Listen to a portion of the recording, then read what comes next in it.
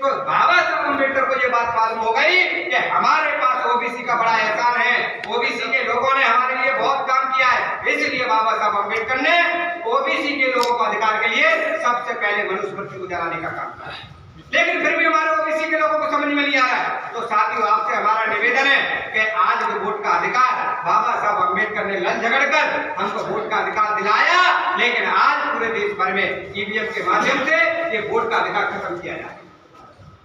जो वोट का अधिकार है वो ईवीएम के माध्यम से जीरो कर दिया गया है बाबा, क्योंकि वोट का जो अधिकार था राजा बनने और बनाने का अधिकार मामला है, ये केवल बनाने का मामला नहीं था साथियों।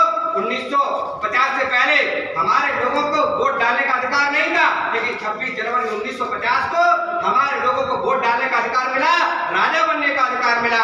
और राजा बनने का अधिकार जब हमको मिला तो हम लोगों ने 80 तक केवल राजा बनाने का काम किया, राजा बनने का काम नहीं किया। राष्ट्रपिता ज्योतिराव फुले की शिक्षा के कारण, हमारे महापुरुषों के संघर्ष के कारण इस देश में माननीय काशीराम साहब पैदा हुए। उन्होंने 84 में हम लोगों को राजा बनने का अधिकार मिला, और इसका मतलब है, और आप लोगों को यह अवसर देखने को मिला, हम लोग 4 बार उत्तर प्रदेश में सरकार बनाई, लेकिन इन ब्राह्मणवादी लोगों को पता पड़ा कि माननीय काशीराम साहब ने नारा दिया, ये वोट हमारा, राज तुम्हारा, नहीं चलेगा, नहीं चलेगा। ये पूरे देश भर में अगर गूंज गया तो हमको कभी भी अवसर नहीं मिलेगा, इस अवसर को खत्म करना पड़ेगा। इसलिए ईवीएम को लेकर आए। आज आप किसी को भी वोट दो, सारा का सारा वोट आपका शून्य होता जाता है।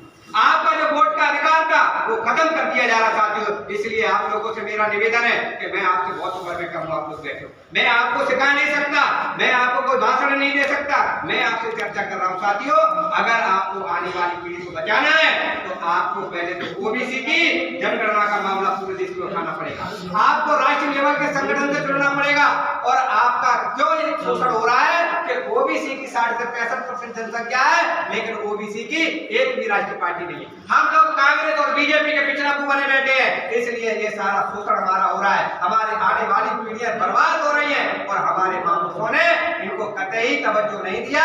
आज हम लोग वही कर रहे हैं। इसलिए देश में और समाज में जो दलाल पनप रहे हैं उनका हमें खत्मा करना पड़ेगा, और खत्मा का एक ही मामला है कि आपको समाज में जाकर अपने महापुरुषों का विचारधारा और राष्ट्रीय लेवल के संगठन से जुड़कर उनको जोड़ना होगा, और ये कांग्रेस और बीजेपी को हटाकर हमें यहाँ विकल्प खड़ा करना पड़ेगा साथियों। हम लोगों ने लक्ष्य बनाया है कि 2028 में जो विधानसभा के चुनाव होना है, 2029 में जो यहाँ लोकसभा के चुनाव होना है, आने वाले समय में या तो हमारा विधायक होगा या फिर हमारे बिना किसी का विधायक नहीं होगा। ये लक्ष्य बनाकर हम लोग चलो गांव की ओर पूरे देश भर में साथियों कार्यक्रम चला रहे हैं। अभी हमारा 16 तारीख को पीलारस में कार्यक्रम है, 17 का आपका मालनपुर में कार्यक्रम। आप लोगों से निवेदन है कि आप मालनपुर में वहां आइए, और 2 तारीख को हमारा जो कार्यक्रम है वो विजयपुर में है, जिसके राष्ट्रीय अध्यक्ष आदरणीय वामन मिश्राम साहब आ रहे हैं। आप लोगों से निवेदन है, हम लोग निरंतर लगे हुए हैं, आप लोग उन कार्यक्रमों में सहभाग हों, उन कार्यक्रमों से जुड़े। आप लोगों ने मेरी बात को सुना, इसलिए पुनः आप लोगों को आज राष्ट्रपिता ज्योतिराव फुले की जन्म जयंती की शुभकामना देता हूं। आप लोगों ने मुझे यह समय दिया, इसके लिए आभार, धन्यवाद।